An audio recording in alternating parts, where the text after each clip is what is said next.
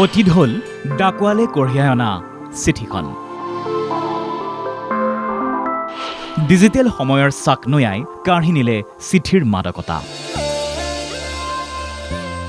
Facebook, হোৱাটছএপৰ ধামখুমীয়াত অতীত হ'ল হেঁপাহৰ চিঠিখন।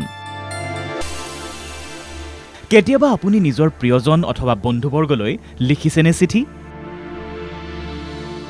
যান্ত্ৰিকতাৰ পৰা আঁতৰি আলফুলীয়া শব্দৰে ভৰা বুকুৰ ভিতৰৰ কুহুমীয়া বিষ অনুভৱ কৰিছেনে আপুনি? ফেচবুক, হোৱাটছএপৰ ধামখুমীয়াত হেঁপাহৰ চিঠিখন এতিয়া অতীত হ'ল।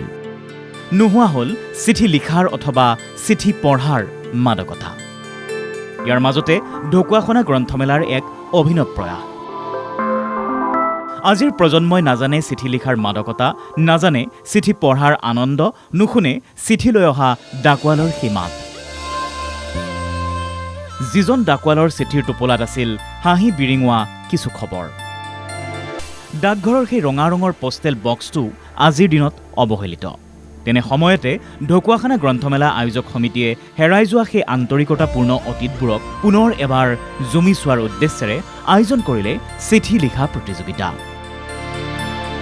শিক্ষাৰ্থীসকলে মনৰ ভাৱ প্ৰকাশ কৰি পিতৃ মাতৃ অথবা বন্ধু বান্ধৱলৈ লিখিলে এখন চিঠি। ঢকুৱাখানাৰ কেইবাখনো বিদ্যালয়ৰ শতাধিক ছাত্ৰ ছাত্ৰীয়ে ভাগ ল'লে চিঠি লিখা প্ৰতিযোগিতাত। চিঠি লিখা প্ৰতিযোগিতাত ভাগ লৈ আনন্দিত হৈ পৰিল শিক্ষাৰ্থীসকল। ব্যক্ত কৰিলে মনৰ ভাৱ।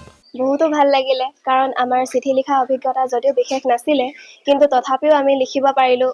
মানে আমি এওঁলোকৰ পৰাই শিকিব পাৰিছোঁ যে আমি কেনেকৈ চিঠি লিখিব লাগে।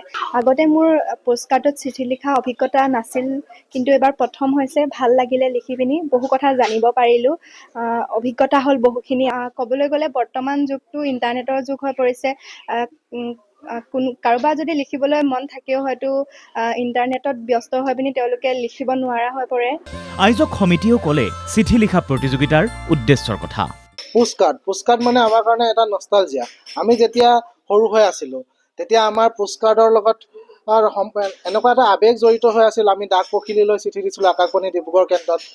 তাৰোপৰি প্ৰিয় বন্ধু বিস্ময়ৰ পাতত, প্ৰিয় বন্ধুৱে পোৱা পত্ৰ বন্ধুৱে দিয়া চিঠিবিলাক, আমাৰ এনেকুৱা মানে আৱেগটো এনেকুৱা আছিল যিটো বৰ্তমান সময়ত আমাৰ দেখা পোৱা নাযায়। গতিকে আজিৰ প্ৰজন্মই আনকি ইনলেণ্ড লেটাৰ এখন দেখা নাই, পোষ্টকাৰ্ডখন দেখা নাই। গতিকে তেওঁলোকে যেতিয়া এই চিঠিবিলাকৰ সৈতে চিনাকি হ'ব, তেতিয়া সেই আৱেগবিলাক বুজি পাবলৈ সক্ষম হ'ব। এনেদৰে এটা দিনৰ বাবে হ'লেও এইসকল শিক্ষাৰ্থী উভতি গ'ল অতীতলৈ। ঢকুৱাখানাৰ পৰা পুলকজ্যোতি বৰাৰ ৰিপৰ্ট, NKTV+।